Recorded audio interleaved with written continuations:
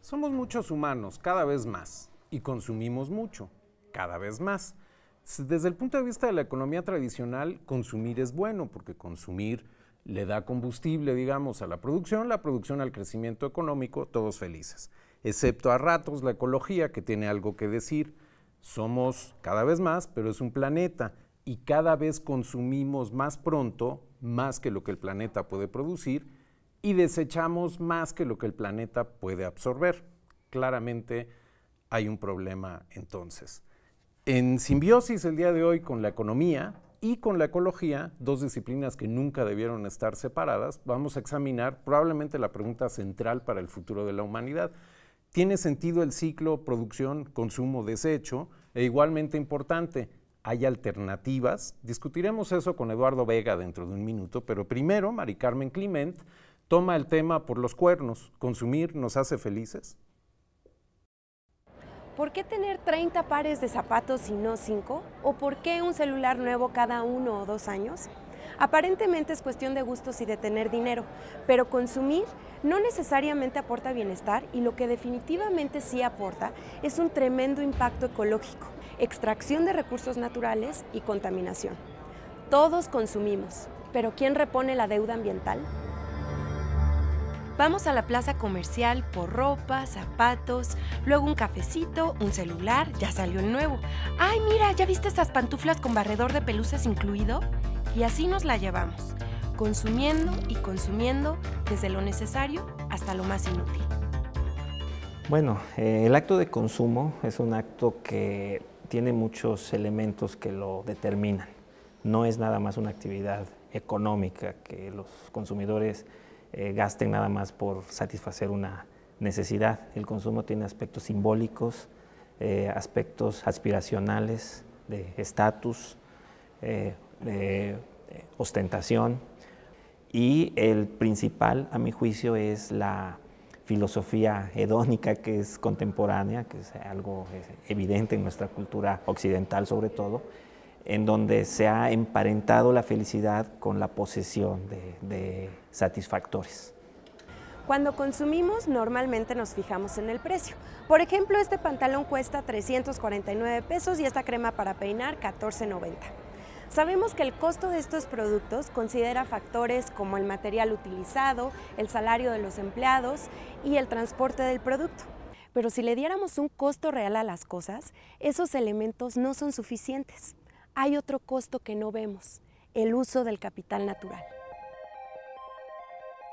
El capital natural son todos los recursos del planeta que proveen bienes y servicios ecológicos que hacen posible la vida. Por ejemplo, el aire rico en oxígeno, el suelo o el agua.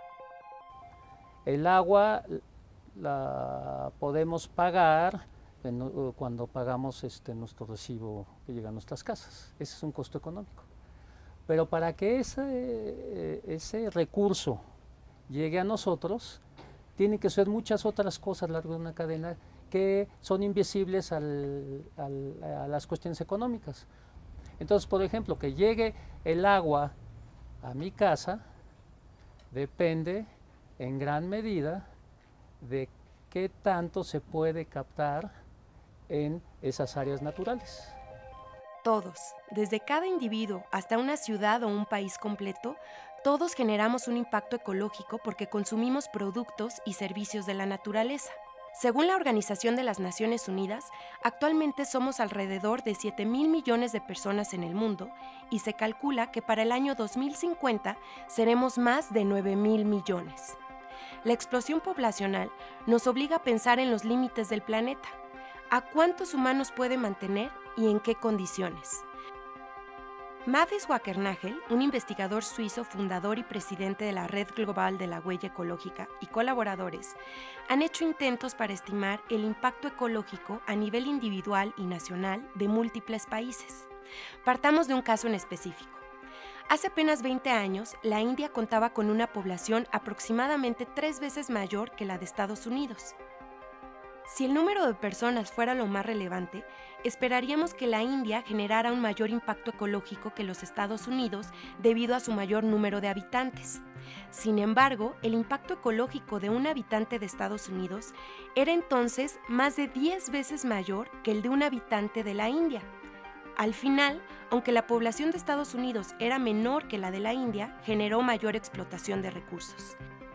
Esto apunta a que en términos de sostenibilidad, el planeta, más que tener un límite de personas que pueda soportar, tiene límites para nuestra manera de consumir y explotarlo.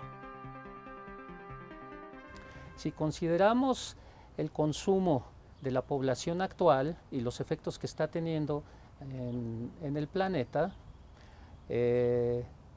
vemos que estamos consumiendo ese capital natural a una velocidad que hace que tengamos grandes consecuencias indeseables.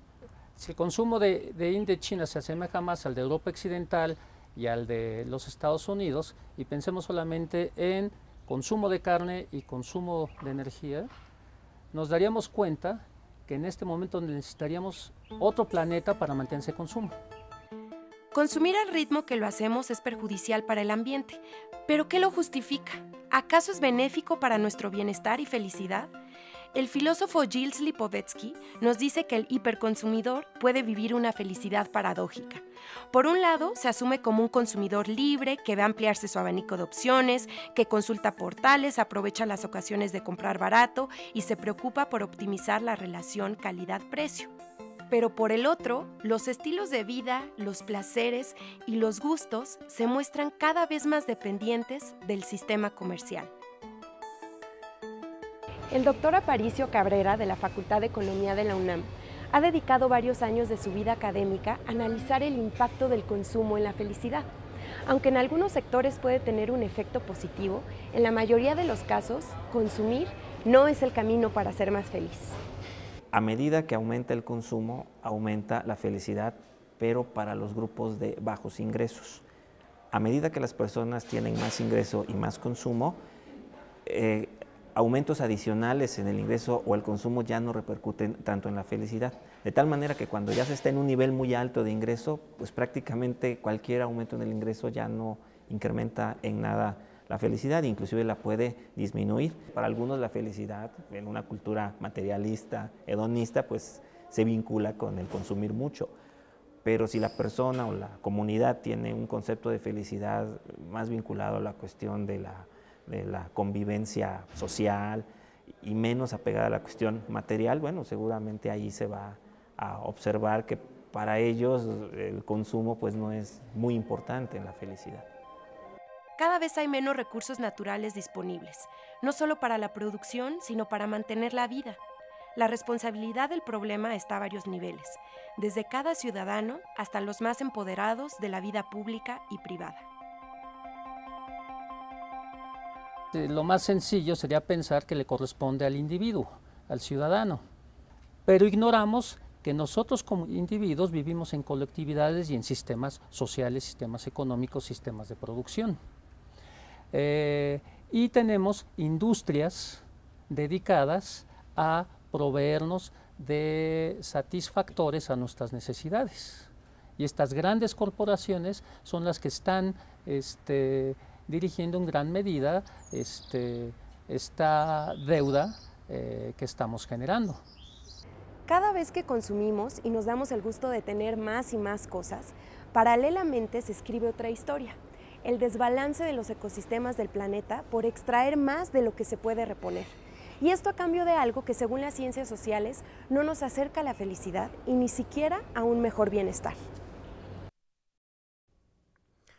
¿Para qué consumimos entonces? La pregunta suena rara y francamente hasta tontita. Consumimos para vivir, por más que parezca que hay quienes viven para consumir. En todo caso, según el reportaje de Mari Carmen Clement, el consumo no nos lleva no directamente ni a la felicidad ni al bienestar, pero sí a la degradación ambiental y a problemas más profundos. Necesitaremos, por lo tanto, de la ecología, de la psicología social, de la sociología, pero indudablemente de la economía.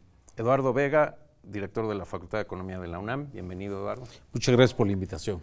Gracias a ti. Leo en un libro de economía una afirmación que francamente me sorprende. En el pensamiento economicista dominante, el consumo es nada menos que el propósito de la economía. Si el consumo es en efecto, como sugiere el reportaje, un problema, pero es el propósito de la economía, ¿significa entonces que tenemos que acomodar todas las otras variables porque el consumo es incuestionable? No, de acuerdo que el consumo tiene una convocatoria a satisfacer las necesidades individuales y sociales, y para ello hay que producir bienes para atender esas necesidades. Sin embargo, el consumo en exceso, el consumo desmedido, el consumo no regulado, el consumo que va más allá de la capacidad de los ecosistemas para restituir sus atributos y funciones básicas, pues evidentemente se convierte en un problema muy grave. Dos ideas. Consumimos primero para satisfacer algunas necesidades y sin embargo eso excede nuestra capacidad de control del consumo mismo porque no necesariamente está gobernado por el empate estricto de producir solo y exclusivamente lo que necesitemos. Claro, existen las necesidades creadas. Como claro. dices, consumimos para satisfacer necesidades, algunas en realidad fueron un poquito injertadas artificialmente. De acuerdo, pero a lo que voy, y me parece muy importante, además de lo que señalas, es que para consumir necesitamos producir o extraer recursos naturales y una vez consumidos desechamos los residuos, sean urbanos, sólidos o incluso peligrosos de ese consumo. Entonces tenemos los dos problemas severos asociados al consumo. Para consumir necesitamos extraer recursos crecientemente y para satisfacer el consumo, una vez que ocurre depositamos los residuos en la naturaleza. Pero dijiste dos cosas importantísimas allí, entre otras. Consumimos más que lo que necesitamos y consumimos más que lo que el planeta puede proveer, pero la verdad es que en el acto cotidiano del consumo, los individuos que después sumados nos dan las sociedades, no tienen manera de saber si lo que están consumiendo es menos razonable o va mucho más allá de lo que el planeta nos da. Hay un agujero, vamos. No es cierto que toda decisión de consumo sea una decisión perfecta basada en información completa. Absolutamente. Hay un problema conceptual aquí para la economía. Sí, sin lugar a dudas. El consumo está generalmente asociado a necesidades, pero lo cierto es que el consumo está asociado también a la dinámica autonomizada de los mercados. ¿Qué quiere decir? Quiere decir que las pulsiones del mercado, es decir, lo que tú decías, necesidades creadas o apetitos por construir nuevos mercados para obtener más ganancias, nos generan la posibilidad de consumir más alimentos, vestido, calzado, energía, transporte, cultura, todo, pero a una manera, a un ritmo que no necesariamente es compatible con la restitución de los efectos que eso trae en relación a nuestro entorno natural. Quiero decir algo sobre el libro que cité, se llama Confrontando el consumo, es escrito por 10 autores que vienen de economía, ciencias políticas, ciencias ambientales. Claramente no representa la ortodoxia, de hecho critica el pensamiento dominante porque dice la economía está centrada en la variable producción y ha encontrado muy cómodo esconder la variable consumo en una especie de caja negra, intocable, sobre esa premisa que te dije, decisiones de consumo perfectas sobre información completa y sobre todo incuestionable. En las escuelas de economía, ¿cómo se analiza la simple pregunta, ¿necesitamos consumir lo que consumimos? Necesitamos consumir y es difícil la respuesta si la vemos de la siguiente manera. Necesitamos consumir lo básico, lo imprescindible, lo que realmente necesitamos. Para responder eso, vamos a obtener decenas, centenas, sino que miles de respuestas. Claro, pero lo que yo te pregunto, perdona, sí, es no tanto cuál es la respuesta o cuáles son, sino si en las escuelas de economía como la que tú diriges, sí, durante las carreras, cuando se enseña a los futuros economistas, se le da realmente el mismo peso a las teorías de producción que hay, que a las teorías de consumo que ni siquiera estoy muy seguro de si hay. Sí, por supuesto. Sí hay teorías de la demanda, teoría del consumo. Pero eso son teorías abstractas. Me refiero a las teorías del acto de consumo individual. Sí, a ver. Enseñamos, por supuesto, que las teorías de la producción, las teorías del consumo, las teorías de la distribución del ingreso, que es otra cosa muy importante. No todos consumimos lo mismo. Todos podremos aspirar a consumir lo mismo, pero no todos lo hacemos debido a una restricción de ingreso o de presupuesto. Y los efectos además son distintos. Por como supuesto. dijo el reportaje. El reportaje decía India versus Estados Unidos y por supuesto el aumento de la población no es inmediatamente expresado en un deterioro adicional. Importa mucho población con altos ingresos. Sí. Entonces, teniendo población con altos ingresos, vamos a tener una propensión mayor al consumo y con ello una propensión mayor a la degradación. Lo cual quiere decir, lo decía muy bien Luis Bojorquez, no es un asunto solo de individuos que consumen, sino del Estado, que es en principio la representación universal de los intereses de los individuos asociados en un momento histórico, en un país determinado, para decidir qué quieren consumir, a qué costos. Si con estas discusiones tenemos que el consumo implica daños irreparables al ambiente, pues tendríamos que discutir cuáles son los umbrales que públicamente tendríamos de estar dispuestos a asumir. Me refiero a agua, energía, alimentos. Es un debate público muy serio. Y muy necesario, pero entonces discutamos una cosa un poquito distinta dentro de lo que dices. Discutamos las variables económicas que determinan eso. Tú has escrito en un artículo que tiene en el título las palabras consecuencias ambientales del fracaso del mercado y de, entre comillas, sus remedios. Dices, cualquier proceso de producción de bienes genera simultáneamente males o costos sociales y esto lo acepta todo el mundo.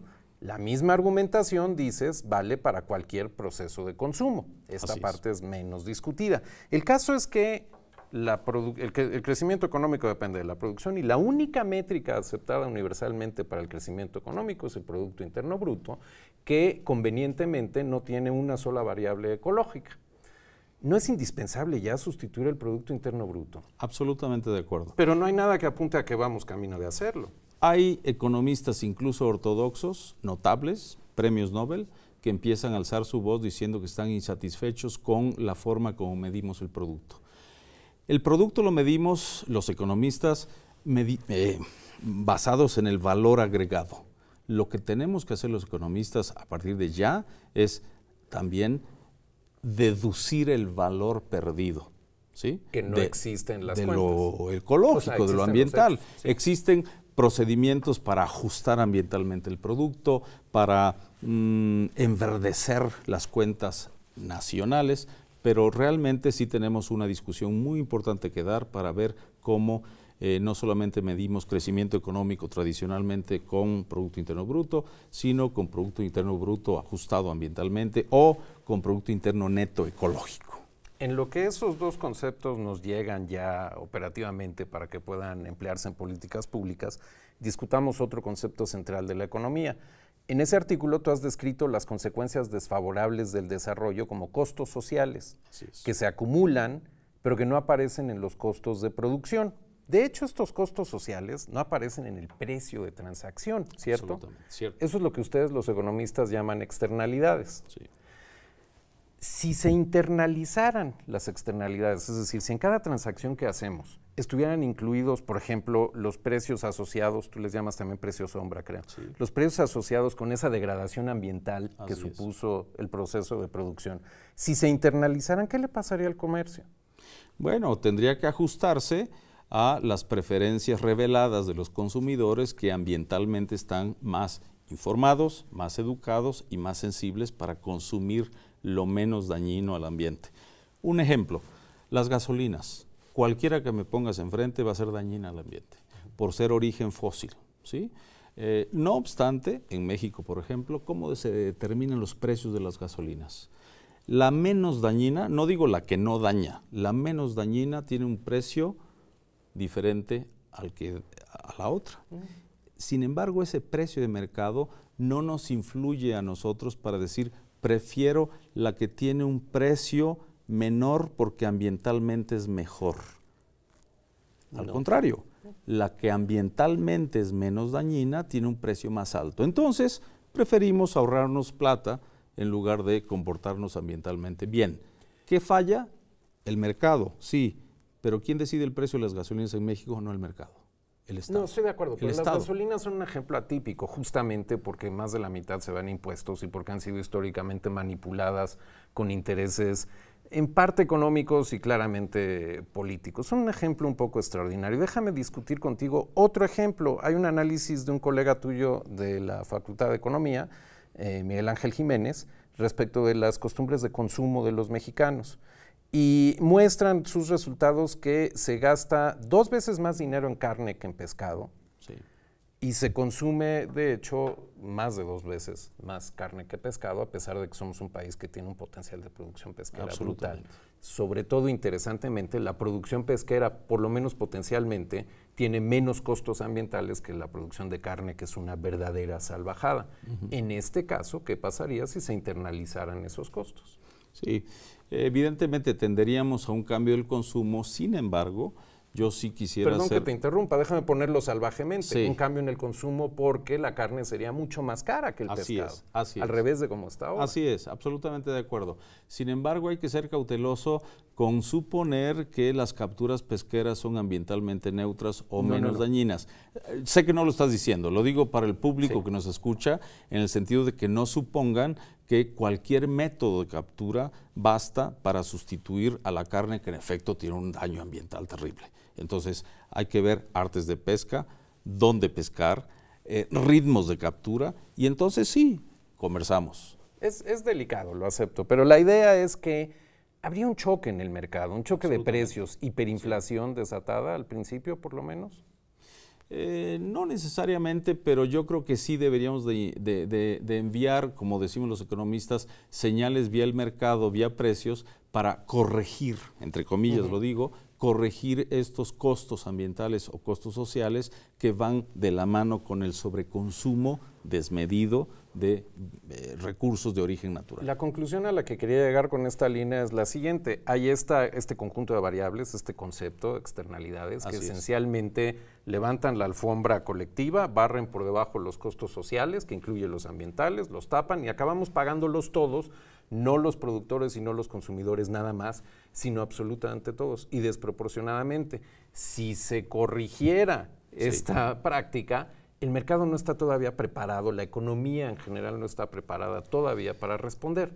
No, pero estaríamos induciendo a que hubiera innovaciones tecnológicas, organizaciones sociales diferentes, leyes y normas distintas, penalizaciones de consumo excesivo en asuntos ambientalmente muy costosos y entonces las externalidades que, como bien dice, son costos sociales no asumidos por los agentes que las generan, estaríamos revelándonos con que si yo consumo 2 kilos de carne y no he pagado ni el agua, ni el suelo, ni la remoción de cobertura forestal, ni muchos otros daños a la ecología, y ahora me lo están cargando y me duplican el precio del kilo de carne, pues entonces, en efecto, voy a seguir consumiendo, pero de manera más pausada, menos en cantidad y me empiezo a cambiar a formas de alimentación menos lesivas al ambiente. Esa es una visión ideal. Antes tendríamos insurrecciones probablemente, pero dejemos las insurrecciones para otra emisión. Para los 18.